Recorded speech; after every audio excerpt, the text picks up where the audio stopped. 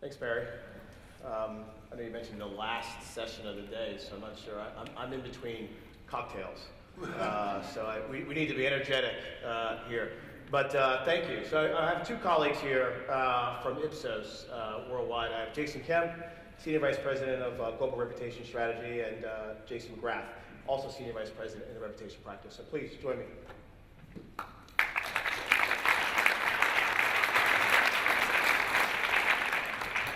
Okay. So we're going to spend the next little bit just talking about a new idea, an hypothesis that we've been working on for a while. I don't know, Barry, if this is stand or not, but you know I can't sit still, so why don't I stand and get started? We'll advance the slide. One of the things that I've observed and I remember having this conversation, I don't know if Dan's in the office, in the audience, but I had this conversation last year. We were having a conversation around the Barcelona Principles.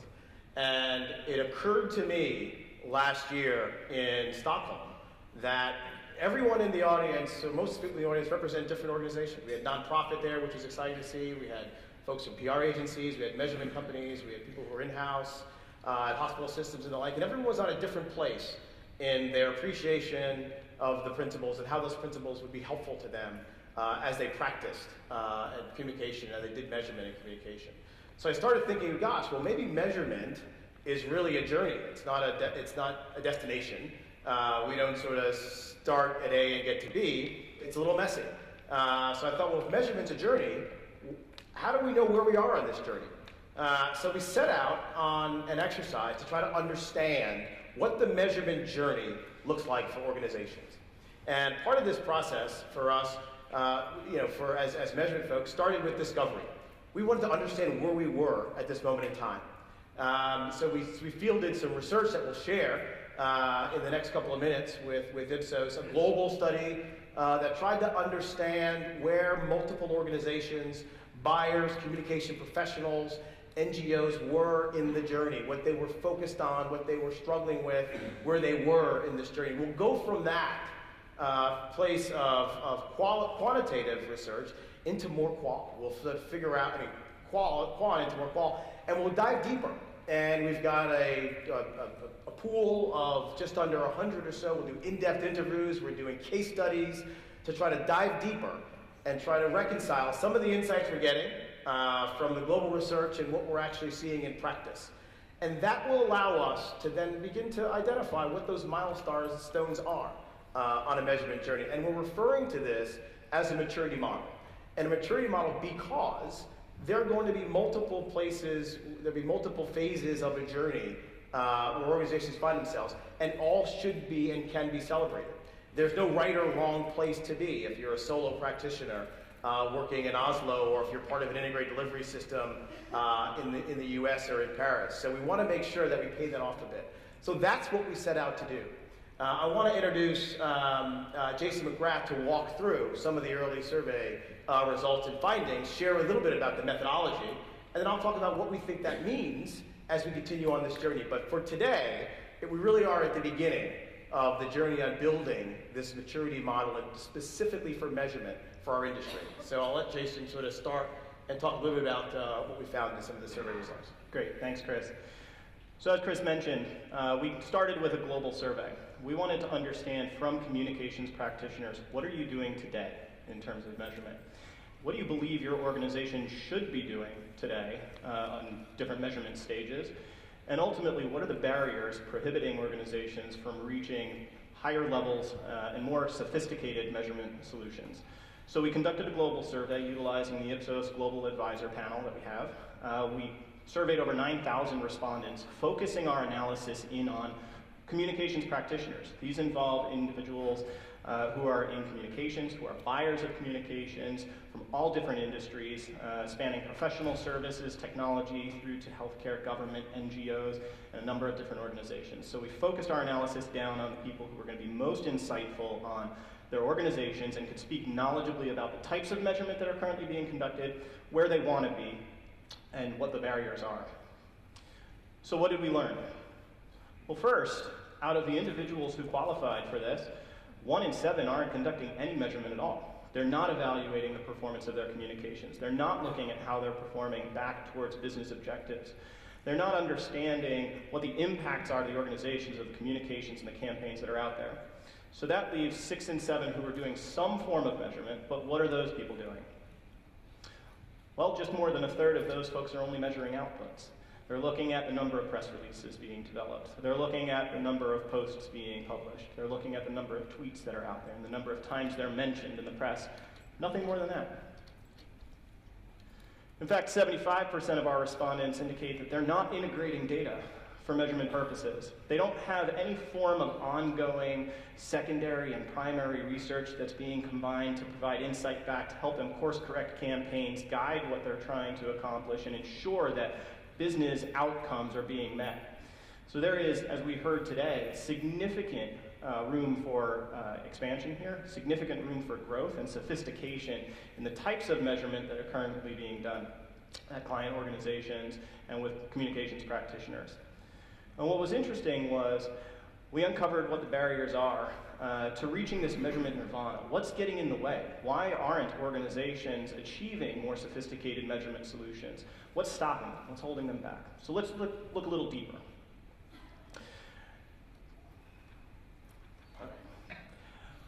We decided that the best way to evaluate this is to really break down measurement into a number of stages, from very basic all the way to a much more automated, always-on solution. And we've heard from organizations today also that measurement solutions right now are spanning that spectrum. So we asked, are you at your organization currently measuring outputs? How many press releases are being developed, the social media posts that are being published, how often we're quoted in the news, and just very general, basic, simple items. And what we found, as I mentioned on the previous slide, is 36% of our respondents indicate this is the only thing that they're doing. They're measuring simple, basic outputs, and that's what we see in the gray bar here. A little bit less in the US, far less in the UK, and this study included all major regions of the globe, so we have the data on Latin America, the Middle East, and Asia as well. The purple bar on this slide represents, okay, do you think your organization should be doing this? And what we find here, at least on measuring the basics, is that our communications practitioners in this study feel we're doing all right. We're doing what we think we should be doing in terms of measuring the basics. Our hypothesis coming into this is that as we worked our way up the value chain on different types of measurement, we would find that people are doing less and less, that more people are actually doing the basics and fewer are conducting ongoing primary and secondary research or fully automated research programs with real-time data. But we thought that what we would find is that the people who say that they should be doing these things would grow, and we'd see larger gaps, that there's a recognition that there is a need for more sophisticated data solutions. And as we work our way up this chain, you'll see a little bit of it, but it was surprising to us what we actually found. So, are you doing basic measurement? 30% of our respondents indicating, yes, we are looking at likes, we're looking at retweets, we're looking at monitoring how we're portrayed in the media, simple share of voice, simple measurement of online sentiment, things like that.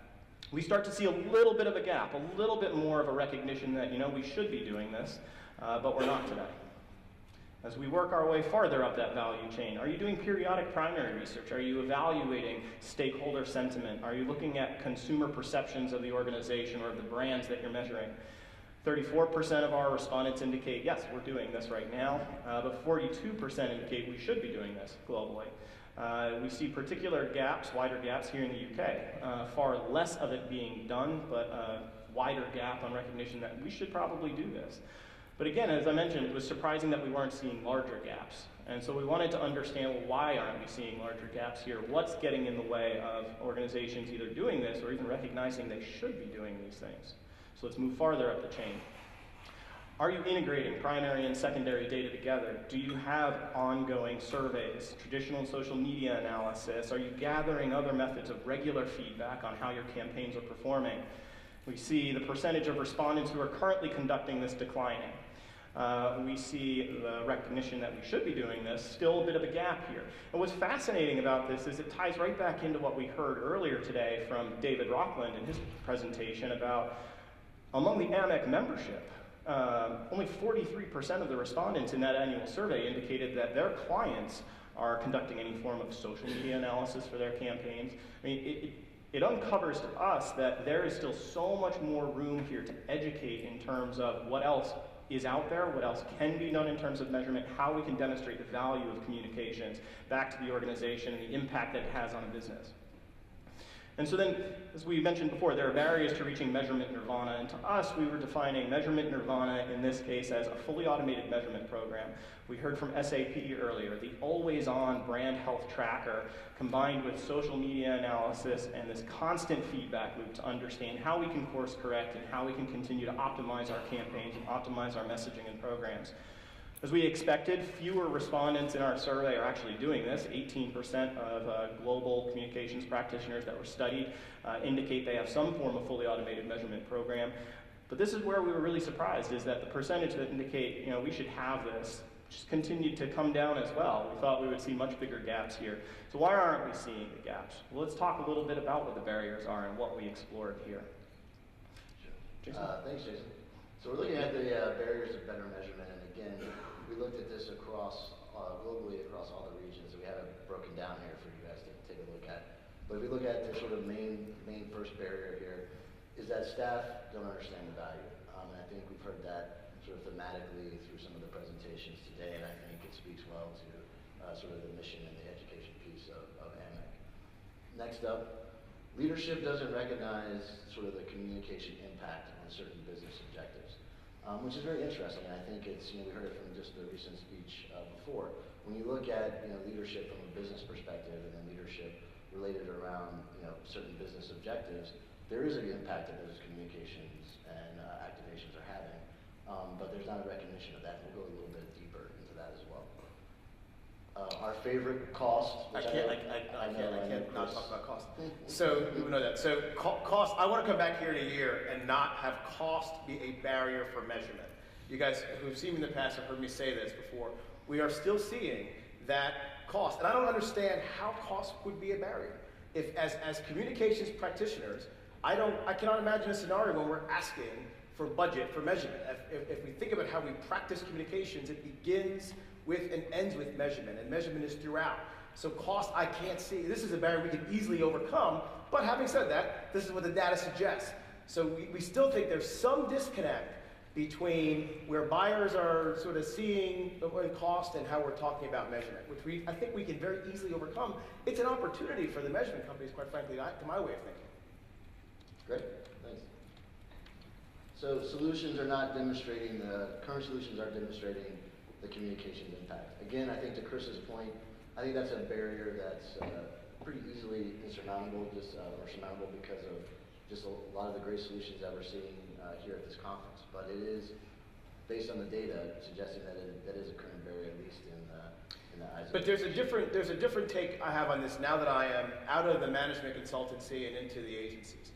The measurement vendors and partners and companies come in and they sort of share a suite of solutions. And I get to pick whatever I want off the shelf. And on one hand, that's sort of interesting and it's exciting, but what I'd rather want is a discussion about a problem I'm trying to solve. What I'd rather want is, all the solutions that you can bring to my organization, help try to get more texture into what I'm trying to accomplish, and then build something for me, whether it's off the shelf or custom, right? So I think it's less about, I think the solutions are here. I'm listening to the conversations today. I know what you guys are doing in the industry. What I'm thinking, there's a translation problem in building the suite of solutions and translating that into something that clients will actually buy and understand what they're buying and the impact of that on their business. Like that, for me, feels like a little bit of a disconnect. As we think about a measurement journey, that's one where we can overcome that. I think that's something that we can very easily manage through because the technology and the solutions and the investments in that technology is there, to my way of thinking. Great. Not in our planning process. And this is one that we come up with our clients quite a bit. And again, I think this is a barrier that can be addressed through a lot of the conversations that we're having here. But one of the things that we've seen at Ipsos is that we're always involved in sort of the research planning process. But in terms of being able to sort of integrate that measurement into broader business objectives, we started to work with our clients to improve integration, not just being part of the research planning and the measurement of sort of research projects, but also how do we fit this overall strategic or operational plan of an enterprise. So this is, again, based on some of the conversations we've heard today and some of the trends that we're seeing in the market, another barrier that I think would be easy to overcome. Which goes to the next one, which leadership doesn't recognize the value. And that speaks, I think, to the previous one and then the second one there. I think one of the things that's continuing to be prevalent is the need to educate leadership, not necessarily leadership within the communications and marketing space, but leadership throughout the entire organization. And I think, you know, the trends are sort of favoring that based on some of the anecdotal evidence that we've heard today. However, from the data and the research that we did, that is still identified as a barrier, albeit not as big of a barrier as, you know, staff understanding, et cetera. But again, if we look at these barriers in the context of Amex's mission and its goals and some of the things that Chris observed, I think there's a lot of opportunity here to overcome those barriers fairly quickly. Solutions are not available. I think everybody in this audience would completely disagree with this one as a barrier, but again, I think this shows a tremendous market opportunity for a lot of the solutions that have been discussed today and that are prevalent in this room and up in the floor there with all the different demonstrations that were going on. So we then take a look at sort of, so what does all this mean? And we sort of talk about a crossroads. Whether it's a crossroads or an opportunity, I don't know. But just advancing the slide a bit, you know, it sort of goes to the question, so why is this early set of research important? And what is this telling us, and what are we going to actually do with this? On one hand, it tells us that, you know, we're not seeing the high level of data integration. As Jason mentioned before, we believe, and we've seen evidence, in fact, even in case studies today, that when you have this always on, fully automated, digital analytic program at work for you every day, managing whether it's reputation, communication programs, that's a great place that we all aspire to get to. It doesn't happen overnight, and it's not 0 to 60, but that feels like the right place to be. There are a lot of steps in the journey to get there, but that feels like the right place to be. We're not seeing that consistently across the board. That's not a big surprise. We don't see a lot of advanced sort of measurement and evaluation in this early phase. The solutions exist, the technology exists, the capability exists, but for the folks we surveyed, we weren't seeing that they were actually using it and applying it to practice. There seem to be some clear barriers to moving organizations along in the measurement journey. A lot of those we probably intuitively understood and know. A lot we can do a lot about, quite frankly, whether it's a cost issue, an education issue, or a different suite of solutions issue, or linking communications and measurement back to an enterprise-wide strategy is important. And I believe something that, this is a hypothesis, I could be proven wrong, I almost feel like there's a little bit of an opportunity or a challenge around this change management. Creating cultures, organization cultures that understand how to use data and insights to drive decisions. It's one thing to get data for data's sake. It's interesting. I get some perspective as to sort of what's happening with the market. But am I making decisions as an organization based on the data and insights I get? Is another question. So that's what we see on one hand. However, to take the flip side, you know, what we think the process that we're going through now is going to allow us to do is sort of shine a high beam spotlight on what's really working, a high beam spotlight on the types of solutions and tools and the journey organizations are, and, you know, working together a little bit of a roadmap for how we may be able to move organizations along, how we may be able to repackage suites of solutions that are going to allow us to drive deeper adoption in organizations. The maturity model that we are, you know, that we will build as a result of the discovery process will help us focus on measuring what matters, right? It's inappropriate for the theme of the conference. It'll focus on, we talk a lot about developing and utilizing KPIs. But I, you know, again, and this is me as maybe heresy, I don't have, you know, likes and twits and click-throughs. I'm struggling with that being like a real KPI. That's me, and if we have Twitter in the audience, I love Twitter, it's all good. But there's more that measurement can do with that, to my way of thinking. And then it's about evidence-based decisions that drive business goals. I think we have to be very focused on driving business goals. And I suspect that those organizations that are further advanced in the measurement journey are linking their communications and measurement activities back to business, directly back to, and we can measure that. And we've seen some evidence of that in the case studies today. So moving forward, here's where we go from this phase. We want to, again, this is a 3-step journey. We're right now in the quantitative phase of getting, so what we saw today, it's directional, right? Dr. McNamara, we got to get more insights and we got to figure out, and the IDIs are going to help us in this journey. So we're going to focus on moving into IDIs.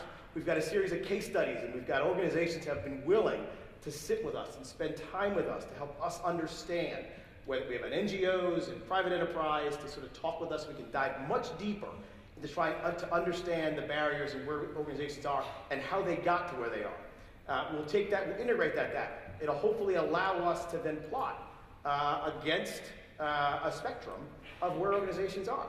We are going to, our plan is to engage. We'll continue to work with Ipsos. AMEC Global will partner with a management firm, a management consultancy, who specializes in maturity models so that we can develop a more customized model for measurement.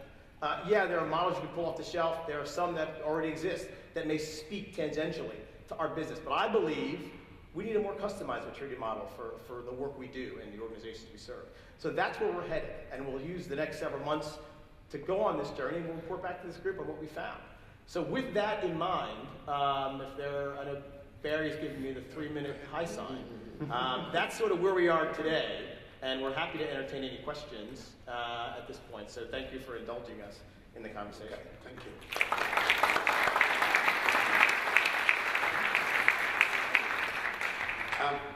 Chris, just picking up something you said at the end, envisage timetable, 7 months, did you say? Easily, yeah, 6, 7 months. Okay, fine. Okay. So yeah, this year, I mean, we don't want to have any problem. Okay. So, new initiative, always good. We haven't had this before in our space. Do we have any questions from Professor Jim McNamara has one? And I'm looking for the second one, if you put your hand up. Chris, I recognise you're only in the quantitative stage. You'd be aware that there's a lot of other studies of practitioners' attitudes and skills and out there in the industry, including European Communication Monitor, etc. In the qualitative stage, will you be reaching out to some of those other studies? And secondly, as part of that, will you be interpreting this data? Because what you've got in the survey is self-reporting. It's what practitioners say. Sure. What I didn't see up there is lack of knowledge. But my interpretation, when they say the solutions aren't available, that clearly speaks to the fact that they actually don't know Couldn't agree there more. are solutions available. Yeah. So there needs to be a lot of interpretation of what they say and not reliance just on self-reporting. So will you do that in the qualitative stage? Oh yeah, no, Jim, we have to, right? We have to. So one is, as we mentioned, the case studies and going deeper into in-depth interviews. I mean, they're just on desktop research alone. We could spend a year on this, which is why we're needing to engage Ipsos. I need consulting firms. I need bandwidth and resources. And there's been a lot of discussion on this. So yeah, we will have to do that, and we'll have to interpret. Again, this is a slice directionally. We want to see where we are around some of the barriers and challenges. But we need to then pay off the research that's been done over the last, to call it a decade in this space to see where we collaborate. There is an opportunity, I believe, to make this work the way I envision it, and we envision it is, we've got to integrate that data. We've got to integrate these data sets so they all speak as one. And those of you who heard me talk in the past, I think data science and data integration is critically important here. It would be reckless to build the maturity model based on a 9,000 person survey. However, if we take the time and we do qual and quant, and we have in-depth interviews, and we do case studies, and to Jim's point, we then go out and take advantage of the other intellectual capital that's been developed specifically for our industry, we'll have a fairly good snapshot of what a journey could look like. But it's only after we gather all that. So we've got resources we're putting against it. We think it's going to be really exciting, and it would be a little disruptive. And again, I have a hypothesis of where we'll net out. There'll be, obviously some will be in the low end, some will be in the high end, but it's not a bad thing if we see that. So I think it'll be an opportunity to celebrate where we are, a bigger opportunity, I think, for AMEC and everyone in this audience to think about how we can partner, to think about how we can work together across measurement companies and PR firms and academia to try to evolve the industry. I think there's a unique moment in time that I've been talking about for a while. We're in it. The technology exists. We're still seeing barriers, and we're not seeing the adoption we want, and we have to stop that. I get excited, guys. I'm sorry. Okay, good. Next question. Comment. Question at the back. Probably two. Hi, I'm Juan Fernando from Colombia, Buo. It's very exciting to see Latin America being measured in this kind of environment. And this is the kind of stuff we really appreciate about being in AMEC. My question is the following. At the beginning of the section, you talked about people responding that fewer are saying that automated analysis should be done, right? Does this mean that you're thinking that people should aim at automated analysis? Because by in the intervention by the Microsoft we had earlier, he's actually saying, hey, yeah, automated is good, but we still have to do some interpretation, especially for some sources. So I just wanted to understand clearly what that question was about. Yeah, it depends on really what the objectives are and what we're trying to measure, right? Some form of automated solutions that will provide real-time data on an ongoing basis is really where we view where organizations need to be, but there needs to be the human element to that also for the interpretation, right? The coding in particular of that type of data, that social data that's out there, is something that machine learning just isn't able to keep up with yet. And so we envision that it's always going to be a mix of automated solutions with some form of human intervention that's going to be able to interpret it, be able to analyze it, and be able to determine what's the actual impact on the business and where do we take communication campaigns. I don't think that any one of these steps are things that as you move up the value chain that you ignore those that are below. I think that ultimately the ideal solution is one that takes all of the different measurement solutions that are out there and creates some sort of customized solution to each business, but that an ongoing pulse of what's happening is what's important.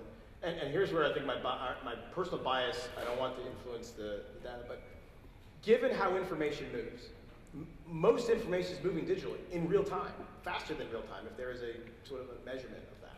I think sort of an automated, sort of always-on system is going to be where we're headed. I know a lot of organizations are trying to build that and imagine what that would look like for them. I do think that should represent a little bit of the next frontier. And it's not as though the next frontier is 70 years out. I think we're sort of here. The technology exists.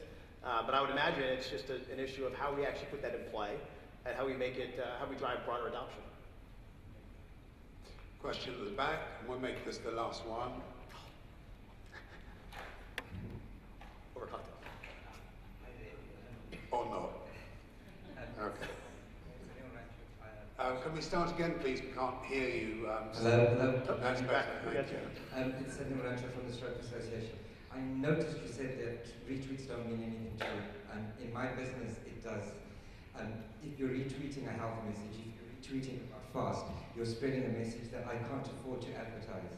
So, for me, retweets and shares are very, very important, and especially when you're asking for money for us to be able to continue the work that we're doing.